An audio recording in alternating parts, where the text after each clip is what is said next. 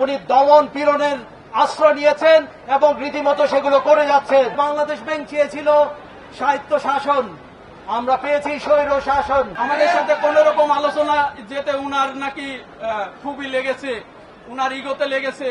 এখন আমরা এই জায়গায় কেন আজকে আসতে বাধ্য হয়েছি? কারণ উনি যদি কালকে আমাদের সাথে আলোচনা করতেন, আলোচনা করলে কোনো না কোনো একটা সমাধান আসতো। উনি আলোচনার পথকে রুদ্ধ করেছেন, রুদ্ধ করে বাংলাদেশ ব্যাংকের কর্মকর্তা কর্মচারীদেরকে এই রাস্তায় নামতে বাধ্য করেছেন। এই জন্য আমি উনার আমি উনার এই প্রক্রিয়ার তীব্র নিন্দা জানাচ্ছি। আপনারা জানেন বাংলাদেশ ব্যাংকে উনি ধারাবাহিকভাবে বিভিন্ন রকম মন্তব্য করে করে বাংলাদেশ ব্যাংকের যে ব্যাংকিং সেক্টরের খারাপ অবস্থা ছিল সেই সেক্টরকে উনি তুলে ধরবেন কি উনার মন্তব্যের কারণে সবগুলো ব্যাংক আরো খারাপ অবস্থা হয়ে গেছে। উনি যে বদলি বহাল এবং আমাদের যে শোকজ করেছেন, আজকের নির্বাচিত কাউন্সিলকে যে শোকজ করেছেন এবং নির্বাচিত কাউন্সিলের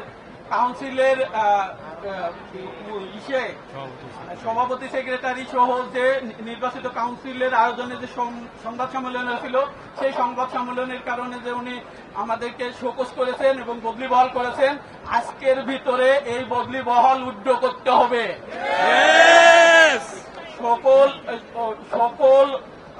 সকল চুক্তিভিত্তিক নিয়োগ বাতিল করতে হবে, বাতিল করতে হবে। এক ক্রান্তিকাল চলছে। বিগত 7 তারিখে 7 আগস্ট 24 আমরা ফ্যাসিস্ট সরকারকে এবং সেই আমলের গভর্নরকে এবং ডেপুটি গভর্নরদেরকে কয়েক মুহূর্তের মধ্যে ব্যাংক ছাড়া করেছিলাম। আমি থার্ড ফ্লোরে যারা আছেন গভর্নর সহ অন্যরা, আপনারা যদি সে আচরণ করেন আপনাদেরও মুহূর্তে সেই পরিণতি হবে ইনশাআল্লাহ। বাংলাদেশ ব্যাংকে আপনারা কত বড় দৈন্য দশা, আপনারা একটি ভালো তালা লাগাতে পারেননি, আপনারা 120 টাকার একটা সাইকেলে তালা লাগিয়েছেন। আমরা তীব্র প্রতিবাদ জানাই, তীব্র ধিক্কার জানাই। উনি একের পর এক তার স্বেচ্ছাচারিতা প্রমাণ করে যাচ্ছেন। গত 1-1.5 বছরে আপনারা দেখেছেন উনি স্বেচ্ছাচারিতার চরম শিখরে পৌঁছে গেছেন। উনি ওনার লোকজন দিয়ে, উনি নিজের লোকজন দিয়ে কন্ট্রাকচুয়াল চুক্তিভিত্তিক নিয়োগ দিচ্ছেন, অথচ কর্মসংস্থান সৃষ্টির লক্ষ্যে ওনার কোনো মাথা ব্যথা নাই। Bangladesh bank officer welfare council একটি স্বাধীন, একটি নিরপেক্ষ, একটি নিরবাচিত সংগঠন। সেই সংগঠনের প্রেসিডেন্ট সেক্রেটারি এবং একজন পরিচালককে অবৈধভাবে উনি ট্রান্সফার করেছেন।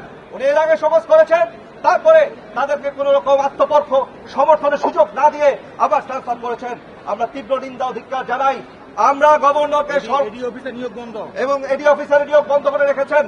আমরা স্পষ্ট ভাষায় বলতে চাই, আপনি আপনার অবস্থান থেকে সরে আসুন, না হলে 5ই আগস্টে যেভাবে উৎখাত করা ছিল স্বৈরাচারকে, সেভাবে আরেকটি পরিণতির দিকে আপনি আমাদেরকে যেতে বাধ্য করবেন না। সবাইকে ধন্যবাদ। বাংলাদেশ ব্যাংক চেয়েছিল স্বায়ত্ত শাসন, আমরা পেয়েছি স্বৈর শাসন। এই স্বৈর শাসনে আমরা থাকতে চাই না। আমাদের কিছু ন্যায্য দাবি নিয়ে আমরা বারবার উঠেছিলাম গভর্নর স্যারের সম্মুখে, আমরা বলেছিলাম এগুলো আমাদের সুরাহ করা হোক, কিন্তু উনি সেগুলো আমলে নেননি, বরং উনি দমন পীড়নের আশ্রয় নিয়েছেন এবং রীতিমতো সেগুলো করে যাচ্ছেন।